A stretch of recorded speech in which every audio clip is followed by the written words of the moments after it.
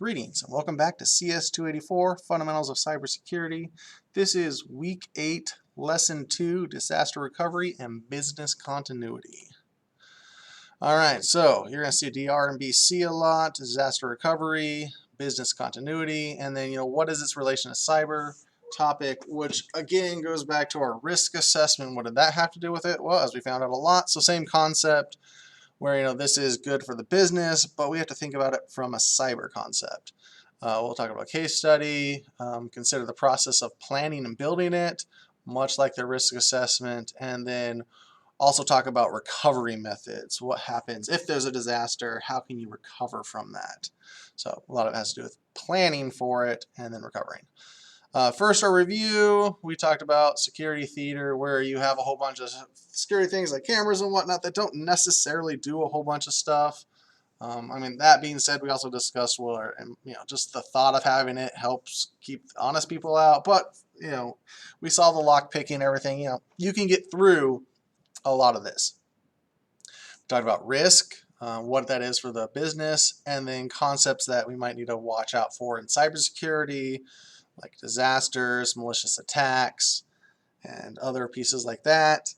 We talked about the risk matrix. So as you're going through, and you basically just make a huge list of all these different risks, and then you kind of categorize them so you can focus on the ones that are in the high category, right? Someone's able to hack you, you have a known vulnerability in your system, you need to figure out what you can do to mitigate that.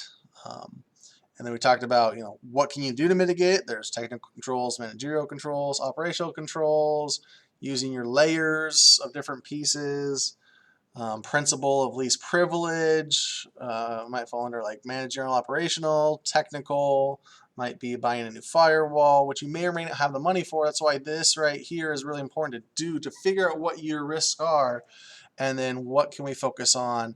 And then we also talked about the, accept the risk, mitigate the risk, all those different pieces that are also, what can you do when you have these high things? What are you going to do?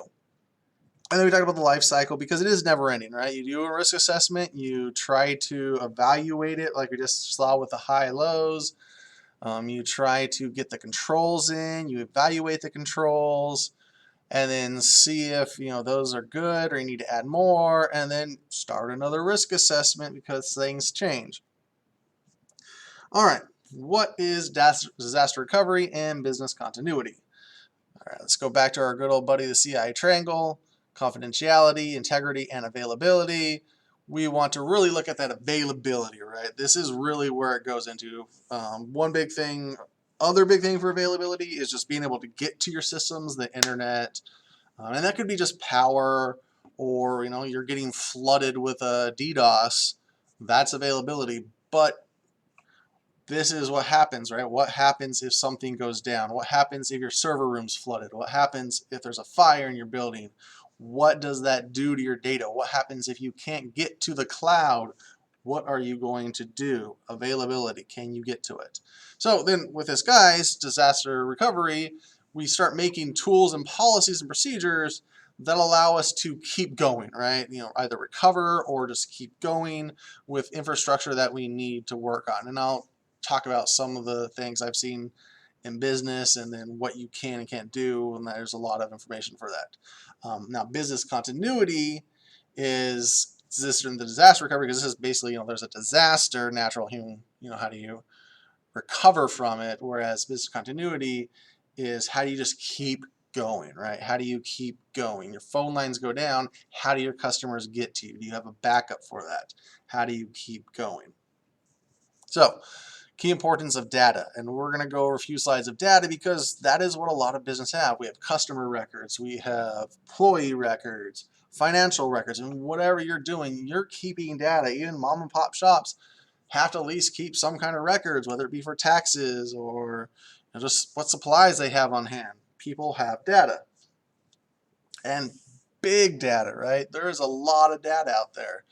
Whether you're making your decisions based on them, you're looking at the competition, you're looking at the buying habits of people, that's data, and you're building with it. And we're going to watch a video in a little bit that goes over just how big data is, So I'm going to watch this video that you focus on and the ability of what they can do with data, so therefore when we talk about needing to protect it, it'll mean that much more to you. It also has some really good points as we go through this. So hopefully this works.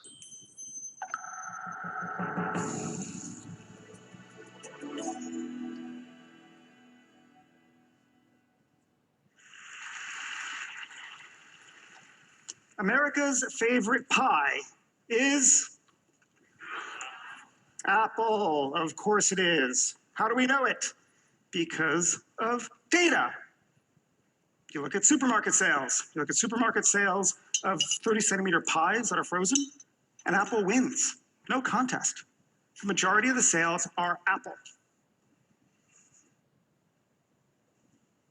But then supermarkets started selling smaller, 11-centimeter pies, and suddenly Apple fell to like 4th or 5th place. Why? What happened? Okay, think about it. When you buy a 30-centimeter pie, the whole family has to agree, and Apple is everyone's second favorite. But when you buy an individual 11-centimeter pie, you can buy the one that you want. You can get your first choice. You have more data. You can see something that you couldn't see when you only had smaller amounts of it. Now, the point here is that more data doesn't just let us see more of the same thing we were looking at. More data allows us to see new. It allows us to see better. It allows us to see different. In this case, it allows us to see what America's favorite pie is, not Apple. Now, you probably all have heard the term big data. In fact, you're probably sick of hearing the term big data. It is true that there is a lot of hype around the term, and that is very unfortunate, because big data is an extremely important tool by which society is going to advance. In the past, we used to look at small data and think about what it would mean to try to understand the world. And now we have a lot more of it, more than we ever could before. What we find is that when we have a large body of data, we can fundamentally do things that we couldn't do when we only had smaller amounts. Big data is important, and big data is new. And when you think about it, the only way this planet is going to deal with its global challenges, to feed people, supply them with medical care, supply them with energy, electricity, and to make sure they're not burnt to a crisp because of global warming, is because of the effective use of data. So what is new about big data? What is the big deal? Well, to answer that question, let's think about what information looked like, physically looked like in the past. Okay, in 1908, on the island of Crete, archaeologists discovered a clay disk. They dated it from 2000 BC, so it's 4,000 years old. Now, there's inscriptions on this disk, but we actually don't know what it means. It's a complete mystery. But the point is that this is what information used to look like 4,000 years ago. This is how society stored and transmitted information. Now, society hasn't advanced all that much. We still store information on disks, but now we can store a lot more information, more than ever before. Searching it is easier, copying it is easier, sharing it is easier, processing it is easier. And what we can do is we can reuse this information for uses that we never even imagined when we first collected the data. In this respect, the data has gone from a stock to a flow, from something that is stationary and static to something that is fluid and dynamic. There is, if you will, a liquidity to information. The disk that was discovered off of Crete, that's 4,000 years old, is heavy. It doesn't store a lot of information, and that information is unchangeable. By contrast, all of the files that Edward Snowden took from the National Security Agency in the United States fits on a memory stick the size of a fingernail, and it can be shared at the speed of light. More data. More. Now, one reason why we have so much data in the world today is we are collecting things that we've always collected information on. But another reason why is we're taking things that have always been informational, but have never been rendered into a data format, and we are putting it into data. Think, for example, the question of location. Take, for example, Martin Luther. If we wanted to know in the 1500s where Martin Luther was, we would have to follow him at all times, maybe with a feathery quill and an inkwell, and record it. But now think about what it looks like today. You know that somewhere, probably in a telecommunications carrier's database, there is a spreadsheet, or at least a database entry, that records your information of where you've been at all times. If you have a cell phone, and that cell phone has GPS, but even if it doesn't have GPS, it can record your information. In this respect, location has been datafied. Now think, for example, of the issue of posture, the way that you are all sitting right now, the way that you sit, the way that you sit, the way that you sit. It's all different, and it's a function of your leg length, of your back, and the contours of your back. And if I were to put sensors, maybe 100 sensors into all of your chairs right now, I could create an index that's fairly unique to you, sort of like a fingerprint, but it's not your finger. So what could we do with this? Researchers in Tokyo are using it as a potential anti-theft device in cars. The idea is that the carjacker sits behind the wheel, tries to stream off, but the car recognizes that a non-approved driver is behind the wheel, and maybe the engine just stops unless you type in a password into the dashboard to say, hey, I have authorization to drive. Great. What if every single car in Europe had this technology in it? What could we do then? Maybe, if we aggregated the data, maybe we could identify telltale signs that best predict that a car accident is going to take place in the next 5 seconds. And then what we will have datafied is driver fatigue. And the service would be when the car senses that the person slumps into that position, automatically knows, hey, send an internal alarm. They would vibrate the steering wheel, honk inside to say, hey, wake up, pay more attention to the road. These are the sorts of things we can do when we datafy more aspects of our lives. Okay. So what is the value of big data? Well, think about it. You have more information. You can do things that you couldn't do before. One of the most impressive areas where this concept is taking place is in the area of machine learning. Okay, machine learning is a branch of artificial intelligence, which itself is a branch of computer science. The general idea is that instead of instructing a computer what to do, we're going to simply throw data at the problem and tell the computer to figure it out for itself.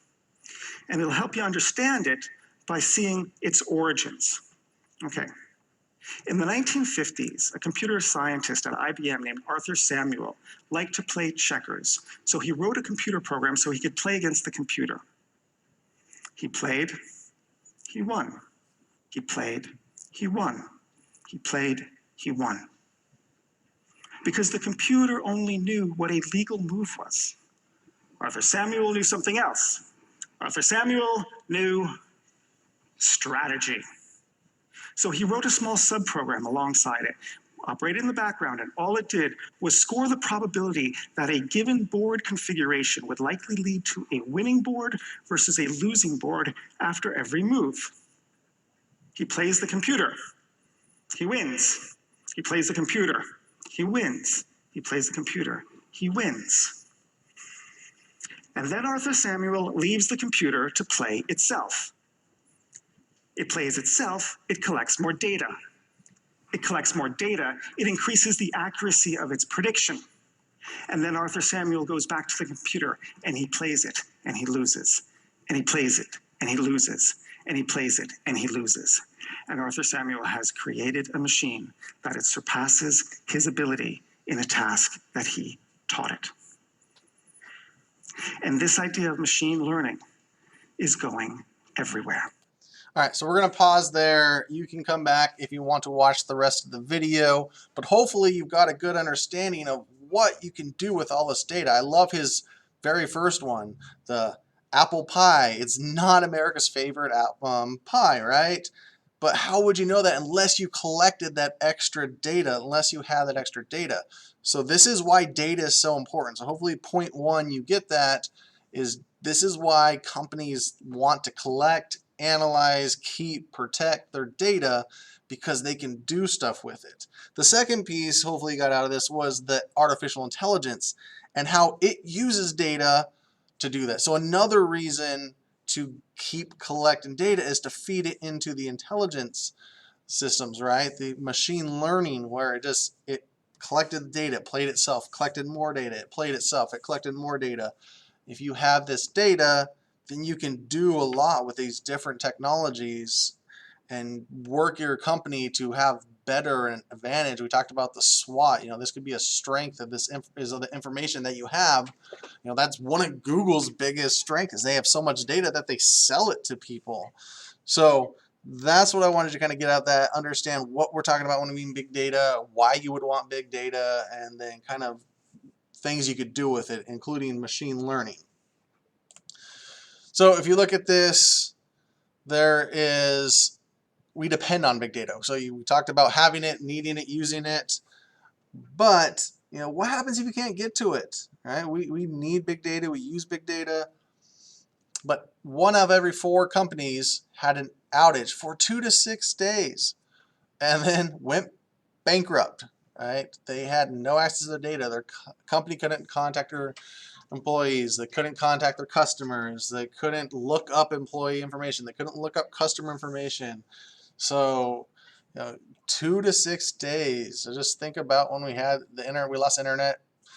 If you've ever, the school might have lost internet. I know we have at this school, a few years ago, and what are you gonna do? I mean, a lot of the stuff is online. It has data online. You do research on data, and what did we do? It kind of slowed things down a lot. So let's look at this. What are some types of disasters that could face IT and data loss? Think about that. Say it out loud. Have it in your brain, and let's kind of think about that. Disasters. I mentioned a couple of them already, so maybe that brought to your mind the fire in your server room, flood in your server room. There's a fire at the local internet substation. The example of when we lost the internet was we had one, and in fact, I think it's a good chunk of Hermiston has one line that goes up through Tri-Cities. So I think it was CenturyLink. No, it was Charter. Charter had, and maybe they fixed it since then. A few years ago, Charter had one fiber optic cable that went to Tri-Cities. Well, someone was drilling near the road and cut that line, and until they could dig a bigger hole, reconnect it, and put it back together, it took a day or so that there was no internet with anyone that used that internet. I think I had at the time CenturyLink, so I think I still had internet, and the cell phones still were working. Since then, the IT departments has bought another line. It's not near as powerful, but they have another line, so if that goes down, the school district still has a little bit of internet coming in to not completely shut us down. So again, these are things to think about as you're going through this. What kind of disaster, man-made, natural, and what it can do to your data. All right, so let's go over a case study real quick.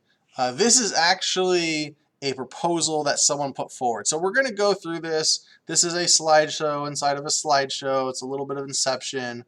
I thought about putting another slideshow inside of that, but I didn't want to blow your brain. So this is going to be a real quick slideshow. We're going to flip through as if we're presenting to someone is kind of what this is. So, hey, let's go. You want this, disaster recovery plan at your university. So let's think about this.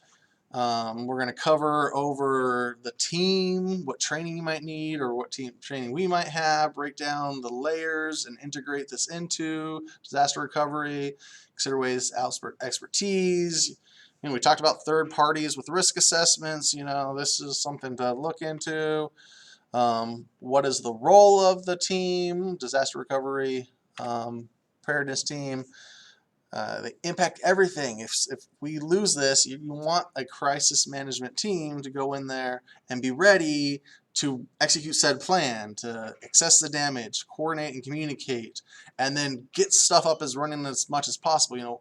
And you need to, this is in this order, right? You have to figure out what the damage is so you can get all the stuff up in order. And sometimes it's beyond your capabilities. If it's an external thing, they chopped your internet off.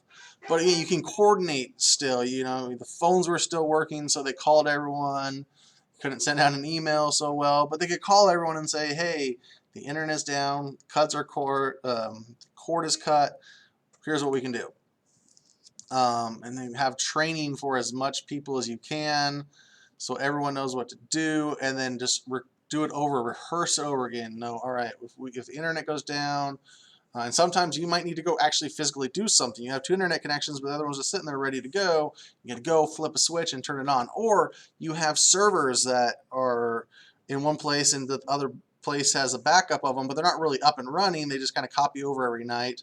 So, you know, one site goes down, you got to run over. You got to practice this. You got to train for this. All of your employees, especially the emergency response team, continuity plan, and the communications. Let people know what's going on. So they might be communicating with customers. You have a site go down, and they still have phones. Like, all right, I'm going to call my major customers and say, hey, we're down. Let me know if you need anything. I'll let you know as soon as we get back up. Communicate to your employees so they can communicate. This is part of that training. Tell them what to do if the internet goes down. Teachers do this. We know that we depend a lot on the internet, so we have, hey, here's an activity that we can, grab out some paper and draw on it. We're going to do a simulation of how binary works. So again, layers, just like we had layers in the defense of we also have other layers. So keep it all in there. Your strategy, your organizations, make sure everything just stacks on top of each other. There's processes match the organization, applications match your processes, the technologies is there to support your applications, the facilities that's hold and support your technology. So you got to look over all of that information. It's again more that this is a pyramid, I guess, as much as a triangle. But it just all stacks on top of each other, and everything builds. You need the facilities and security to protect your technology, which your technology is going to run your data and applications. But then if you don't have the procedures to use it correctly, it's not going to work. The systems to back it up and have it going, and then the organization, if they're not trained on it, and then you have to have your strategy at the top. All right, we talked about outside expertise. You're not expected. Small companies can't always hire everyone. Our school district doesn't have someone dedicated to this. The IT department has a plan and they're always kind of looking over it. But again, it's just the IT department. The IT managers have got to deal with it all and hope everything works out and try to think of what could happen. And then hopefully they're practicing it as well, right? But if someone is there to say, hey, maybe they bring in an audit. You come out and like, hey, we don't need you to run it for us. We want you to come in and audit it for us. So different things that you can use, different outsources. Back to our good old risk analysis. Do a risk analysis for what happens if systems go down. Not just if you're hackable or whatever. The risk assessment should also cover this. And then, the controls, data backup and recovery. We talked about compliance support before in other lessons. You got all these things you need consideration for. Maybe you can outsource the compliance control. Data and backup and recovery could have some outsourcing too. Maybe Google is backing up all your data for you. So, and we'll go over some of the backup things after this fake lesson or fake presentation. And then, make sure you evaluate who you're looking at, get references, talk to who they are, and then, of course, get a service level agreement. We mentioned this once before. Like if you have a third party that's going to, host all of your credit card stuff, you need to make sure that you have this agreement that says, hey, you need these standards. Really talking about that compliance support, right? If you don't have this and you just have like, hey, oh yeah, they tell you that they're covering it, this is going to kind of cover you, and you should be checking and double checking and references and all that fun stuff as well. But at the bottom line, have this agreement. So if someone comes and sues you and say, hey, you didn't do this with my credit card, you're going to counter, going to go and say, hey, I'm going to sue this person. We went with them. We had the agreement, so they didn't follow through either. And as long as you made reasonable attempts to ensure that they could do what they said they could do, this is going to be one more level of protection. All right. And then the awareness program, we talked about this. Your employees are critical in everything, whether it be security, this as well. They need to know what to do, who to talk to, who's in charge of what. So, before the disaster, they should be part of it, right? The critical, they should say, hey, by the way, we have this server that you don't know about. What? Or we have this hardware that you don't know about, or the software you don't know about. So again, it is a team. You got to work with everyone, bring everyone to the table, all the managers, people that have control of their own systems, and talk to them about that. So, the best method for training, develop a culture of it, right? Work with your employees, leaders, so that everyone wants this to happen. Make it a mindset, right? Make it so everyone thinks about, hey, if I don't have this, what am I going to do? And they bring that up and get into the plan. All right. Thank you for consideration. Buy my product. Just kidding. So that, again, this was a presentation that people put out to say, hey, you should consider us for your thing. But it also went over a lot of key points of disaster recovery. And here's an example. This is AT&T's Incredible Disaster Recovery Team. They can move these vehicles. They have internet. It's all mobile. So if something goes down, they can move these to where they need to, bring people to them if they need to. This is a good example of disaster recovery. And hopefully they've done their planning that this is enough for most emergencies, and so on and so forth. All right, so let's look at some options that we can use for disaster recovery, business continuity. We're going to go over the risk assessment again, right? Risk analysis, build the recovery plans, identify the stakeholders. We talked about that, getting your employees on it, train to the plan, maintain an audit. And again, that might be where you outsource right there is audit, and then reflect. And again, just like the risk assessment, it goes over and over again. So the first piece is the risk impact. You need to, kind of like you did with the risk assessment, evaluate, is this likely? What's the likelihood of this place getting flooded? Pretty low, so maybe we don't need to put this type of thing in thing. But what's the likelihood of this building and this building on the other side of town losing service?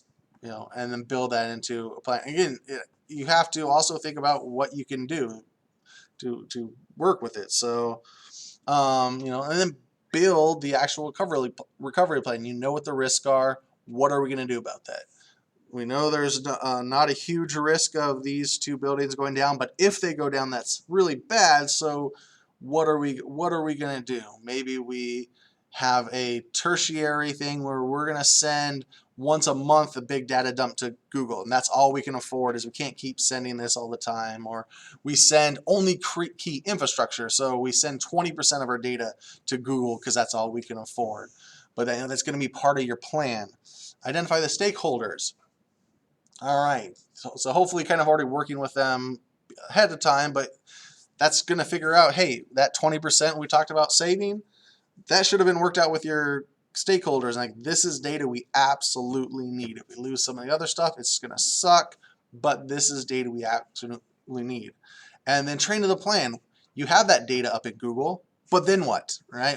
How do you get the data back down? So this is a really good spot to bring in some disaster simulations and kind of what we've had when I first started. We had a server room with all of our servers just sitting there in one building, and then another building we had basically a backup database that would back up all the files, key pieces, and we'll go over schedules and stuff and how backups work. But at the end of it, but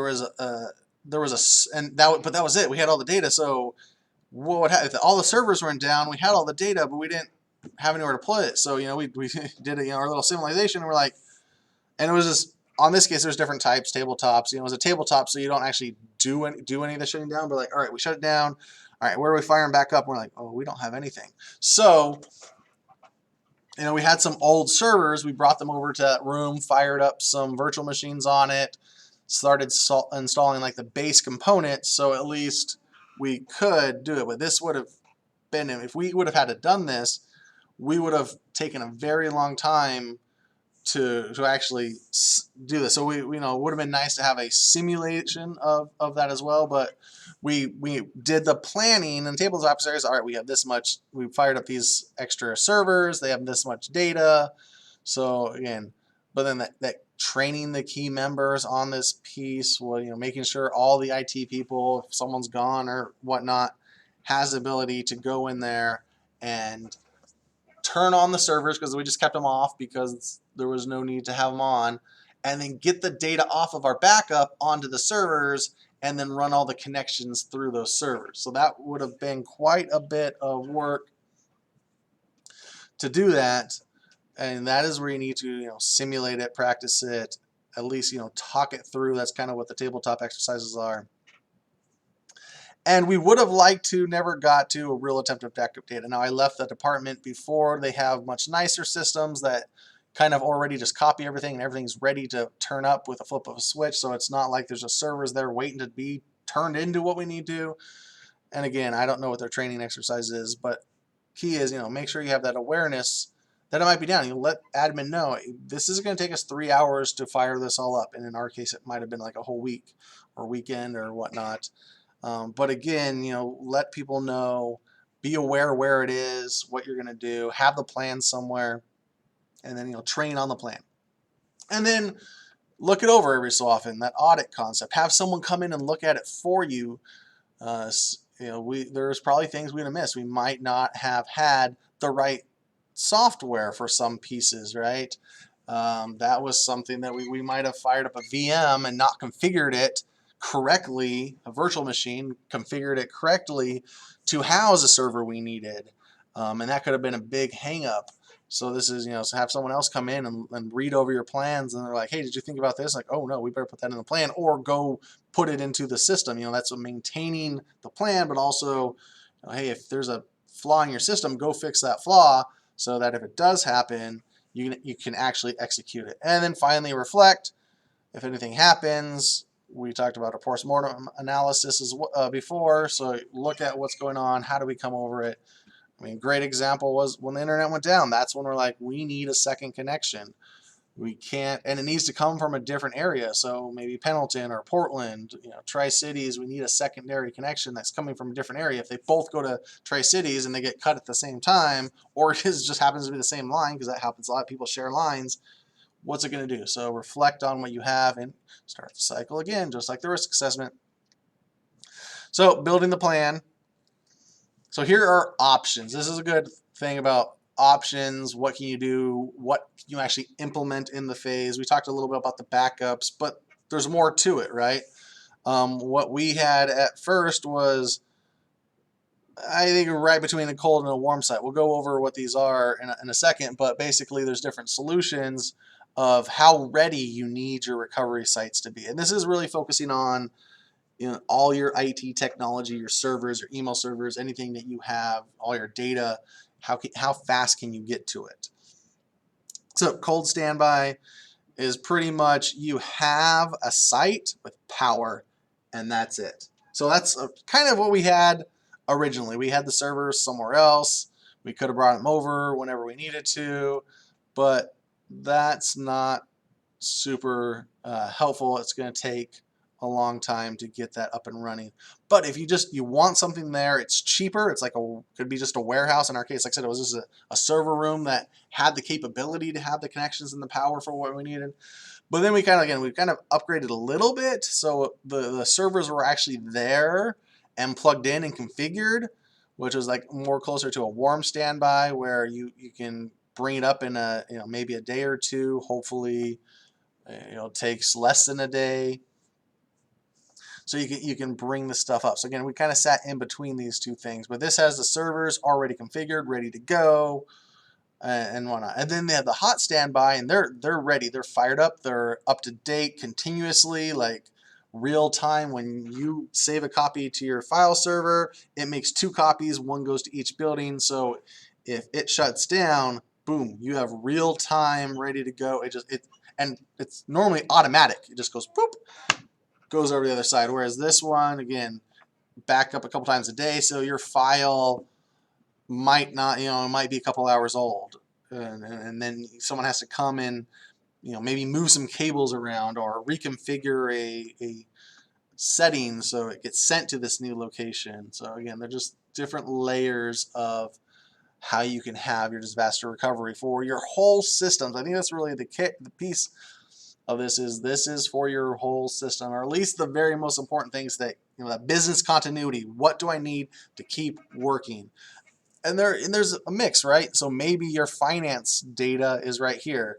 People won't be happy, but if it takes 4 to 8 days to pay them, you know, that's not gonna close your business as much as if you can't talk to your customers, right? Your customer database goes down for 4 days.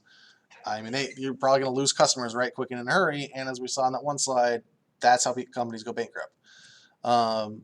What's the importance of it? If you need access to it, you need access to it. That's kind of what this says. If you need access to it, you need access to it. So make sure that you can get it. I know when I worked at the depot, they put it on what they called tapes, and then they put it in a storage somewhere.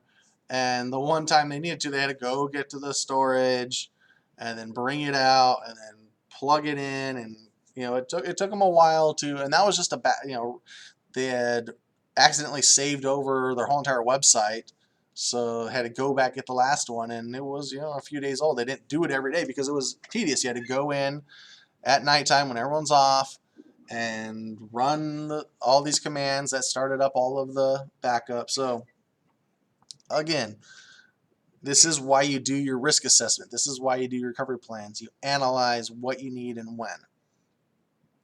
The main backups: cost, volume, how long does it take? And that's why I said they did it at night. It took a good couple hours to back up all the systems.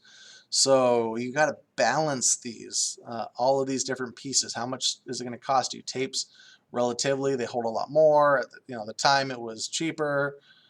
There was a lot to back up. They held a lot, but it took a long time to write to them. So as you're going through thinking about your plan, what do you need to do? Do you have the bandwidth to do this? That's something to think about. We at the school district increased our internal bandwidth back and forth, so we're able to send data from school to school really quickly. But if we needed to go to Google Cloud and back up all of our data, we might be able to do it over the weekend, but that means it's only a weekly amount of time. It's only a weekly backup. And then there's different types of backup: full backup and incremental backup, which kind of puts us at this concept of, like I said, over the weekend, maybe you do everything. You back up everything, and then all you do is the changes, the changes, the changes, the changes, and the next weekend you back up everything again, and this allows you to, get your, keep up to date. But if you lose something, you might lose a little bit of data, but worse comes worse, everything's at least backed up out Monday. So they're pretty nice systems that they have in place to do this. And again, you have the whole weekend, so the time it takes, you're good to go. And you probably don't have the ability to maintain a full backup every day. So here's an example of why you would need that. Say on this day, you created a file. This day you deleted it. And then this day you overwrite everything. Well, now you can't get back to that day because you don't have an additional copy of the full system. This is, again, a full backup of your stuff. So if you don't have the data to just keep storing them and storing them and storing them, and which kind of goes to this, you have this week's, this week's, this week's, this week's, and then you store everything and archive it, and then you're saving over because you don't have enough data to keep doing this over and over again. Then you send this off site. But again, this is just increments. You have all the updates, all the updates, all the updates, all the updates. But then you look at this, you overwrite it on week 3. So this data, whatever is here, is gone on week 3. But you have it here in this one and father 1 and father 2. But then once you get to grandfather, they all delete again, and father 1, father 2, father 3 start over again. But you have a grandfather off-site somewhere in a tape or whatever. And that's kind of a concept that a lot of businesses do, because you just can't do a grandfather every single and send it off. You just don't have the storage for that. And again, if you create a file, delete a file, and like span of, and I actually saw this happen before.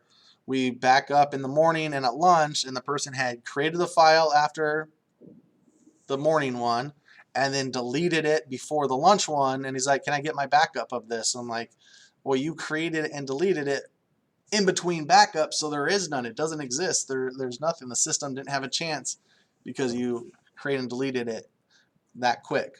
And then let's talk about the storage. We mentioned a few different things. You have your primary storage, then you have an on-site backup and an off-site backup. So in a school district, we essentially have the primary at one building and then an on-site at another building. If there is feasible, you could then send some stuff off. And you might even think about this, a lot of our we have a lot of Google files, so a lot of stuff is already stored off-site. But how much, what important stuff. But I think the school district's thinking, hey, if these two buildings burn down, that's like 50% of the school district. So are we really going to care at that point? But anyway, again, that's kind of how that works. On-site storage, normally quick access to data, low cost. You're already kind of maintaining it. Disadvantage, security, and damage. We mentioned that if two buildings burn down, we lose everything. Off-site, it's distributed. Hopefully it's in a different city, right? So you're hoping that two cities don't get destroyed at the same time, or maybe multiple cities. You got Amazon, you got Amazon site over here in Umatilla, and then you got one in Tennessee or something, and then you have your on-site stuff, and you have but where we go, higher cost, slow recovery, because if for whatever reason you need to rebuild your server room. Once you first rebuild it, second, to bring all that data down, it's going to take a while to download all that information. And possibly if it's tapes stored in a warehouse, you got to go get those tapes and store in a warehouse. So that's it for this lesson. Again, very similar to risk assessment, but you're focusing on keeping your systems going, whether it be your data, making sure you have access to your data, or that your payroll system is working. The system you use to talk to and track your customer interactions needs to keep going. And then, do you have the recovery mechanisms to how the system's going, and then keep your data as well? So it kind of all goes together and works very closely with the risk assessment. And you might even do it near the same time for that reason that you're just, all right, because a lot of things can overlap. If someone hacks into your system and deletes all your stuff, that's essentially a disaster recovery issue. But at the same time, it's a risk assessment. So a lot of times these things overlap, and you're able to handle them at the same, handle what to do about them in the same thing. So that is something to think about. Having knowledge of both of those plans is going to make it so, hey, I know we already do this, so that'll help mitigate this problem over here. So with that, that is the end of this week, the end of this lesson. We'll see you next time. Have a good night.